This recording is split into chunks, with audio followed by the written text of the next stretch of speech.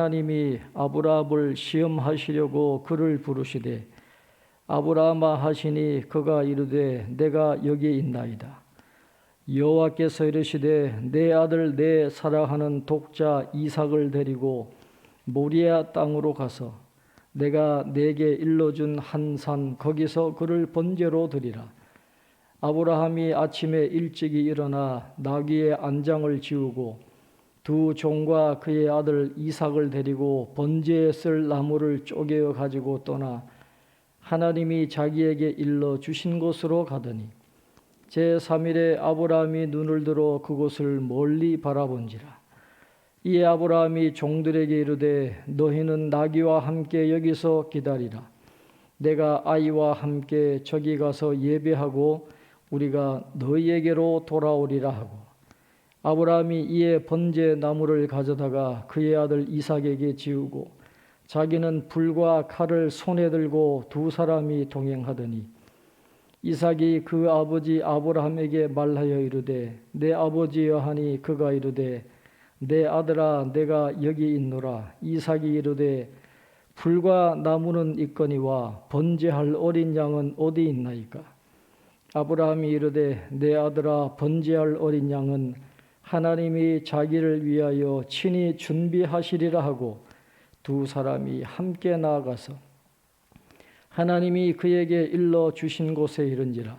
이에 아브라함이 그곳에 제단을 쌓고 나무를 벌려놓고 그의 아들 이삭을 결박하여 제단 나무 위에 놓고 손을 내밀어 칼을 잡고 그 아들을 잡으려 하니 여호와의 사자가 하늘에서부터 그를 불러 이르시되 아브라함아 아브라함아 하시는지라. 아브라함이 이르되 내가 여기 있나이다 하며 사자가 이르시되 그 아이에게 내 손을 대지 말라.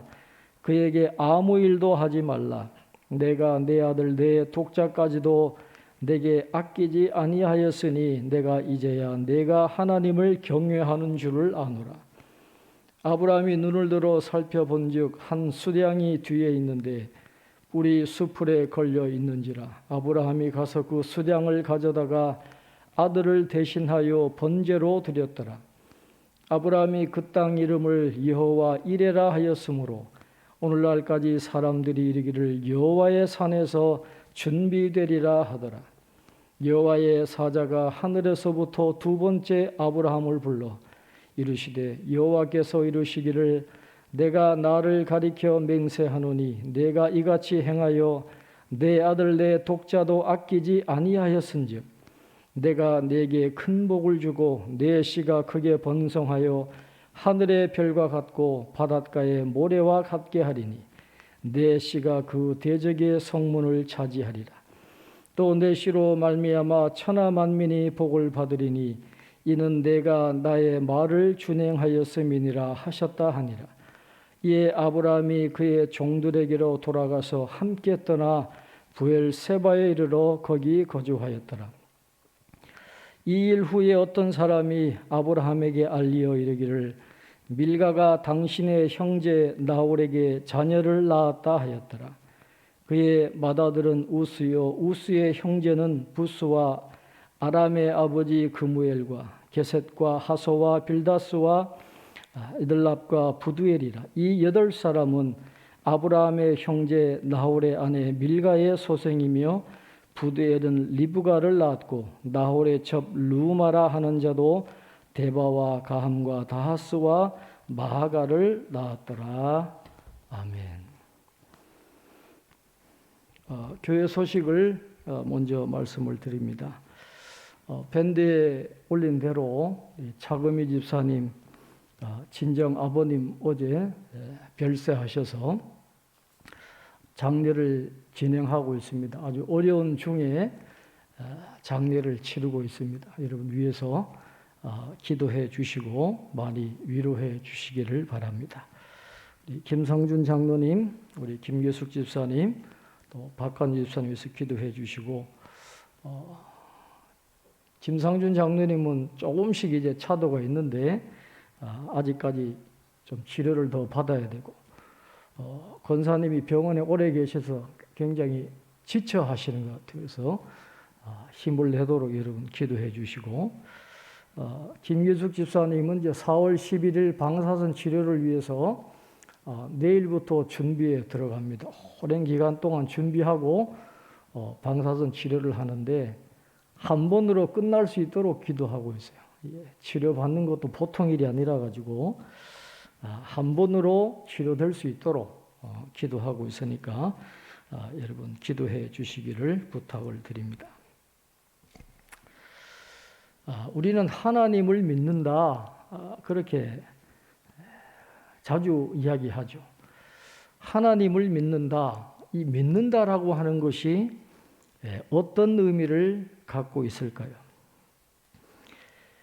토라, 특별히 모세오경에서 하나님을 믿는다라는 말이 나오는 곳마다 거의 매번 그 단어 대신에 의지하다, 또 살고 있다라는 말을 넣어도 무방합니다. 창세기 15장 6절에 보면 아브라함이 여호와를 믿으니 여호와께서 이를 그의 의로 여기시고, 그렇게 말씀하고 있습니다. 아브라함이 여호와를 믿으니, 여기에 나오는 히브리어 단어 믿다라고 하는 말은 아브라함이 하나님에 관한 개념에 지적으로 동의했다, 그런 의미가 아니고 하나님을 사랑의 대상으로 의지했다라는 그런 뜻을 갖고 있습니다. 그래서 믿음이라고 하는 건 이 머리로 지적으로 동의하는 것이 아니라 하나님을 의지하는 것, 하나님을 사랑하는 것, 전적으로 삶을 하나님께 내어드린다라는 그런 뜻을 갖고 있습니다. 이 믿는다라고 하는 말을 영어 성경은 believe라고 표현하거든요. 이 believe라고 하는 이 단어는 동사 be와 명사 life가 합쳐진 옛날 합성어입니다. 그래서 믿는다라고 하는 것은 존재하며 살아간다, 내 존재를 살아낸다, 내 존재를 삶에 맡긴다 하는 그런 의미를 갖고 있어요. 이 신조라고 하는 그런 의미로서의 빌리브는 지적으로 동의한다라는 그런 뜻이 아닙니다. 어떤 교리를 내가 믿는다라고 지적으로 동의하는 그런 것을 의미하는 것이 아니라 내 마음을 준다, 소중하게 품는다, 사랑한다 하는 그런 뜻을 갖고 있어요. 만약에 믿음을 지적인 동의로 본다면 마귀도 믿는 자라고 할 수 있어요. 성경을 보면 마귀도, 귀신들도 믿고 떠느니라 그랬거든요. 귀신도 예수님이 하나님의 아들인 걸 알아요. 그래서 어떤 의미에서 보면 귀신들이 우리들 일부보다 훨씬 나아요. 왜냐하면 떨었다라는 거예요. 하나님을 믿는다라고 하면서, 예수님을 믿는다라고 하면서도 그 앞에 두렵지 않고 떨지 않는 사람들이 있는데 귀신들은 떨었다라는 거죠. 그러니까 어떤 면에서 보면 귀신들이 우리들보다 훨씬 낫다라는 거예요. 그래서 믿음이라고 하는 건 단순한 지적인 동의에 불과한 것이 아닙니다. 머리로 믿는 것으로 끝나는 것이 아닙니다. 기독교의 믿음은 관계예요, 관계. 그래서 참된 신자가 던져야 될 진짜 질문은 누구를 사랑할 것이냐, 누구에게 내 자아를 전부 드릴 것이냐, 단순히 머리로 동의하는 것이 아니라 내 자아를 전부 드리는 것이 바로 성경이 말씀하는 믿음이라고 하는 것입니다. 오늘 아브라함은 인간으로서는, 아니 아버지라고 하는 정체성을 갖고 있는 아브라함은 도저히 감당할 수 없는 하나님의 시험 문제를 받아들였어요. 하나님이 아브라함에게 명령하십니다. 내 아들, 내 사랑하는 독자 이삭을 데리고 모리아 땅으로 가서 내가 내게 일러준 한 산, 거기서 그를 번제로 드리라. 그런 명령을 내리십니다. 이 고대 사회에서 자녀라고 하는 것은 가장 귀한 그 가족의 가장 귀한 재산이에요. 그래서 자식을 낳지 못하는 여인은 사회적으로 굉장히 고통을 받을 수밖에 없는 그런 형편이었습니다. 사라가 노년에 놓은 하나밖에 없는 아들 이삭, 얼마나 귀한 존재입니까? 얼마나 귀하게 키웠겠어요. 그런데 하나님은 그 하나밖에 없는 그 아들을 번제로, 다른 말로 하면 그를 죽여서 하나님께 바치라 명령하시는 겁니다. 여러분, 허재 감독 잘 아시죠?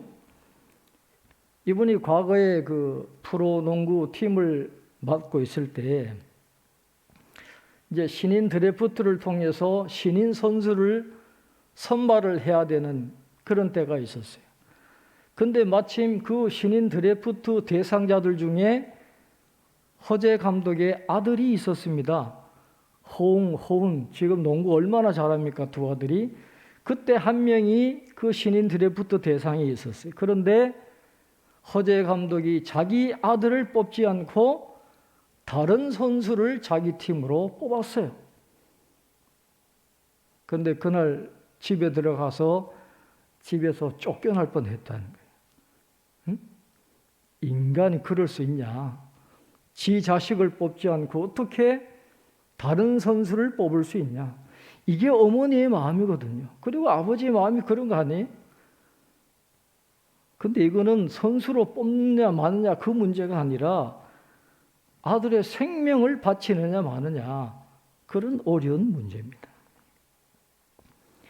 어떻게 사랑의 하나님이 그런 명령을 내리실 수 있어요?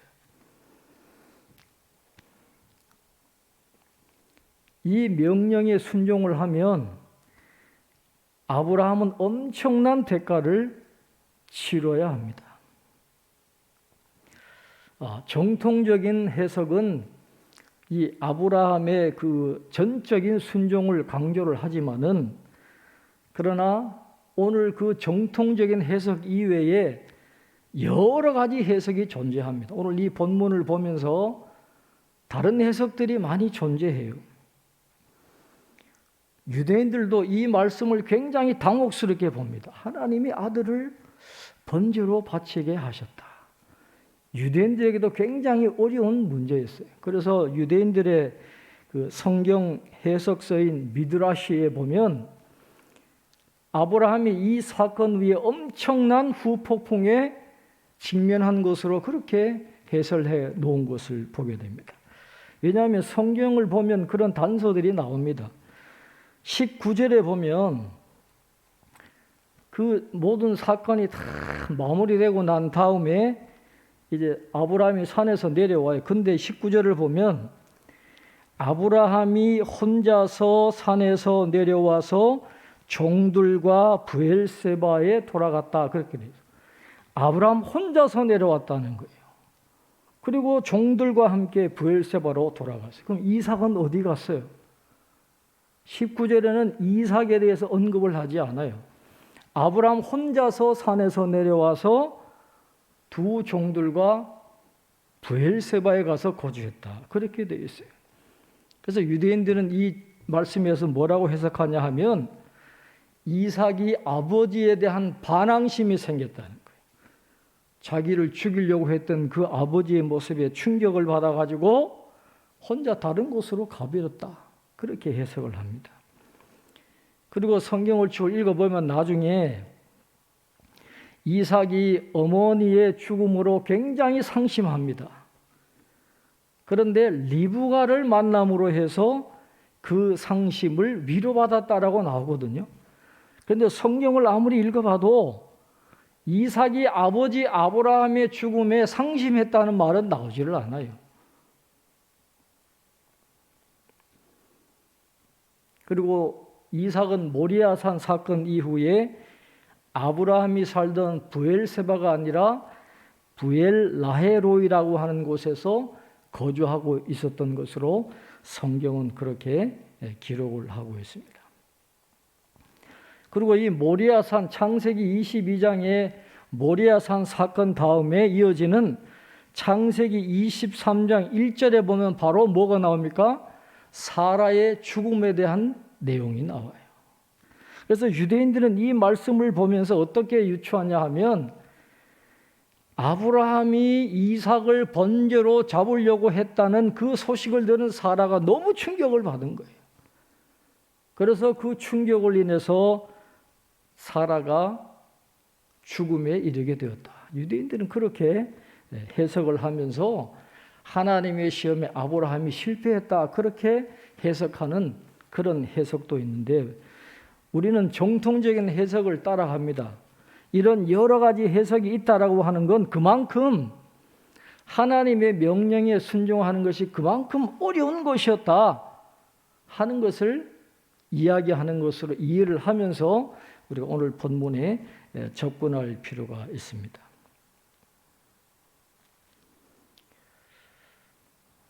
그래서 하나님의 명령을 지키는 것이 너무도 어려운 결단을 필요로 했기 때문에 오늘 아브라함에게 내린 이 하나님의 명령은 단순히 하나님에 대한 진리를 지적으로 동의하는 그 수준에 있는 사람은 절대로 지킬 수 없는 그런 명령이었다는 거예요. 단순히 머리로만 인정하고 지적으로 동의하는 그런 수준에 머물러 있는 사람이 아니라 하나님과의 관계 속에서 하나님을 사랑하고 하나님을 절대적으로 의지하고 내 모든 자아를 드릴 수 있는 믿음을 가진 사람들만 순종할 수 있는 그런 명령이었다라고 하는 것입니다. 하나님은 아브라함의 믿음의 수준을 알기를 원하셨어요. 하나님이 예비하신 어마어마한 축복을 받을 만한 그 수준의 믿음이 되어 있는지 아닌지를 하나님은 시험해 보기를 원하셨기 때문에 믿음의 조상 아브라함에게 감당할 수 없을 만큼의 큰 시험을 하고 계신다라는 것이죠. 그런데 놀랍게도 아브라함은 그 하나님의 명령에 순종합니다. 3절입니다. 아브라함이 아침에 일찍이 일어나 나귀의 안장을 지우고 두 종과 그의 아들 이삭을 데리고 번제에 쓸 나무를 쪼개어 가지고 떠나 하나님이 자기에게 일러 주신 곳으로 가더니, 그렇게 말씀하고 있어요. 아브라함이 아침에 일찍이 일어나, 이 표현은 아브라함이 순종할 때 어김없이 등장하는 표현입니다. 이스마엘을 쫓아낼 때도 그렇고 이번에도 마찬가지로 주저하지 않습니다. 아침에 일찍이 일어나서 하나님의 말씀에 순종했다라는 거예요. 어떻게 그럴 수가 있습니까? 히브리서 기자가 오늘 우리에게 해답을 가르쳐 주고 있습니다. 히브리서 11장 18절로 19절입니다. 그에게 이미 말씀하시기를 내 자손이라 칭할 자는 이삭으로 말미암으리라 하셨으니 그가 하나님이 능히 이삭을 죽은 자 가운데서 다시 살리실 줄로 생각한지라. 비유컨대 그를 죽은 자 가운데서 도로 받은 것이니라 그랬어요. 하나님의 말씀을 따라 길을 떠난 아브라함은 살아계신 하나님의 말씀에 근거해서 살았고 기꺼이 그 말씀에 순종했다라는 것입니다. 한 청교도 신자가 이런 말을 남겼습니다. 지난번에 창세기 강의할 때 말씀을 드린 적이 있는데, 아브라함은 어디로 가는지 몰랐지만 누구와 가는지는 분명히 알았습니다. 그렇게 이야기했어요. 아브라함은 어느 순간마다, 매 순간마다 하나님이 나와 함께 하고 계신다는 걸 믿었어요. 그래서 그 명령에 순종할 수 있었다는 것입니다. 하나님이 나와 함께 계신다. 이것이 우리의 신앙의 결론이 되어야 합니다. 하나님이 나와 함께 계신다고 믿는 사람들은 두 가지 진리를 인정하는 사람들입니다. 첫째는 하나님은 언제나 선하신 분이라는 거예요. 하나님은 100% 옳으신 분이다라는 것을 인정하는 것입니다. 그리고 두 번째는 하나님이 우리의 삶을 주관하시는 분이라는 것을 인정하는 것입니다. 그래서 모든 것이 합력하여 선을 이루시는 하나님이시기 때문에 그 믿음 때문에 하나님의 명령에 순종하면서 살아갈 수 있게 된다는 것입니다. 아브라함은 하나님의 말씀에 순종합니다. 하나님이 지시하신 그 장소에 가서 제단을 만들고 나무를 버려놓고 사라하는 아들을 결박합니다. 그리고 칼을 들고 그를 죽이려고 합니다. 그때 천사가 아브라함을 급히 만류하죠. 12절입니다. 사자가 이르시되 그 아이에게 내 손을 대지 말라. 그에게 아무 일도 하지 말라. 내가 내 아들 내 독자까지도 내게 아끼지 아니하였으니 내가 이제야 내가 하나님을 경외하는 줄을 아노라. 그렇게 말씀하십니다. 내가 이제야 그랬어요. 믿음은 점점 자라는 것입니다. 한순간에 이루어지는 게 아닙니다.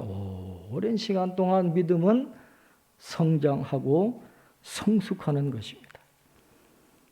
아브라함은 하나님의 약속을 따랐지만은 가끔씩 보면 그가 정말 믿음이 있는 사람인가 의심할 만한 그런 행동을 한 것이 사실입니다. 여러 번 흔들렸거든요. 그러나 이번 일을 통해서 하나님은 그 믿음이 진짜 순종하는 믿음이라는 것을 보셨다라는 것입니다. 내가 이제야 내가 하나님을 경외하는 줄을 아노라 그랬습니다. 여기서 경외한다는 것은 벌을 주시는 하나님을 두려워한다, 무서워한다 그런 뜻이라기보다는 하나님께 온 마음을 바쳐 헌신한다라는 그런 뜻이에요. 단순히 지적으로 동의하는 그 수준이 아니라 그의 모든 삶을 하나님께 맡기고 이삭보다도 더 하나님을 사랑하는 그 사랑이 증명이 되었다라고 하는 것을 오늘 성경은 말씀을 하고 있습니다. 그래서 아브라함의 믿음이 살아있는 신앙이라는 것을 확인한 하나님은 친히 해결책을 제공해 주셨습니다. 오늘 13절 말씀에 아브라함이 눈을 들어 살펴본즉 한 수량이 뒤에 있는데 뿔이 수풀에 걸려 있는지라 아브라함이 가서 그 수량을 가져다가 아들을 대신하여 번제로 드렸더라 그렇게 말씀합니다. 여기 이 말씀에서 중요한 것은 이삭이 죽어야 하는데 죽지 않았다는 거예요. 이삭이 죽어야 되는데 죽지 않았습니다. 대신에 누가 죽었습니까? 수풀에 뿔이 걸린 수량 한 마리가 이삭을 대신해서 희생 제물이 되었다. 여기에 대신 죽는다라는 그런 개념이 들어 있는 것입니다. 이삭은 예수 그리스도를 예표하는 인물이고 수량은 십자가에서 죽으신 예수 그리스도를 예표하는 것입니다. 하나님이 우리를 구원하시기 위해서 독생자까지도 우리에게 주셨다라고 하는 것입니다. 성부 하나님께서 하늘에 있는 모든 천사들보다 우주에 있는 모든 피조물보다 더 사랑하시는 그 독생자를 우리에게 새로운 생명을 주시기 위해서 우리 죄를 용서하시기 위해서 그 존귀한 분을 희생시키신 그 구원의 역사가 오늘 본문 속에 기록이 되어 있는 거예요.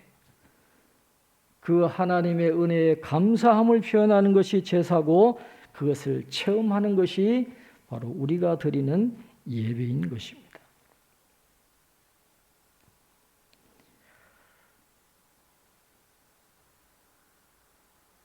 아브라함은 가장 어려운 시험을 믿음으로 이겨냈습니다. 그동안 얼마나 많은 시험을 당했습니까? 100살이 될 때까지 아기를 못 낳아서 기다려야 했던 그런 시험도 겪었고, 고향과 친척과 아버지의 집을 버리고 떠나라는 시험도 있었습니다. 수많은 더위와 추위와 사람들에게 쫓기는 시험도 겪었지만은 그 모든 것들보다 더 훨씬 어려운 시험을 아브라함은 통과를 했다라는 것이죠. 시험을 통과한 아브라함에게 하나님이 이렇게 말씀하십니다. 오늘 17절에 보면 내가 내게 큰 복을 주고 내 씨가 크게 번성하여 하늘의 별과 같고 바닷가의 모래와 같게 하리니 내 씨가 그 대적의 성문을 차지하리라. 하나님이 아브라함을 부르실 때 약속했었던 그 약속들, 그 축복들을 계속해서 언급하시면서 신실하신 하나님은 그 약속을 잊어버리지 않고 아브라함과 그의 후손들에게 끝까지 완성되게 하신다라는 것을 오늘 성경은 말씀을 하고 있습니다. 그리고 이어지는 20절 이하에 보면 아브라함의 동생인 나홀의 후예에 대한 말씀을 이야기를 하고 있어요. 아브라함에게는 두 동생이 있었습니다. 막내 동생 하란은 고향 갈대아 우르에서 일찌감치 죽음을 맞이했습니다. 바로 아래 동생 나홀은 당시에 그 메소포타미아 북부 지역 하란 땅에서 살고 있었는데 아브라함은 그곳을 다녀온 대상들에게서 그 소식을 듣게 된 거예요. 나홀에 관한 안부를 전해 들었고 밀가와의 사이에 8자식을 두었다는 그런 소식을 듣게 되었습니다. 여기에 우리의 눈길을 끄는 한 사람이 등장하는데 오늘 23절에 이렇게 말씀을 합니다. 이 8사람은 아브라함의 형제 나홀의 아내 밀가의 소생이며 부두엘은 리브가를 낳았고 그랬습니다. 리브가라고 하는 중요한 인물이 등장하고 있는 것입니다.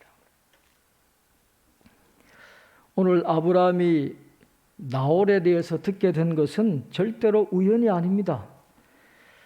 그 당시에는 아브라함이 이삭의 결혼에 대해서 생각해야 되던 그런 시기였는데 그런 그에게 그의 친척들에 대한 정보는 아브라함으로 하여금 이삭을 위해서 아내를 찾을 수 있다라고 하는 소망을 갖게 해 주었을 것입니다.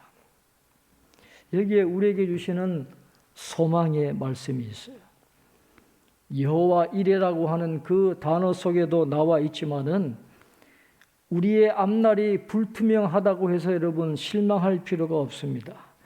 하나님이 우리에게 허락하신 그 자리에 있기만 하면 하나님의 부르심에 순종하는 삶을 살기만 하면 하나님은 세상의 또 다른 곳에서 우리들을 위해서 새로운 것을 준비해 두고 계신다라는 것이죠.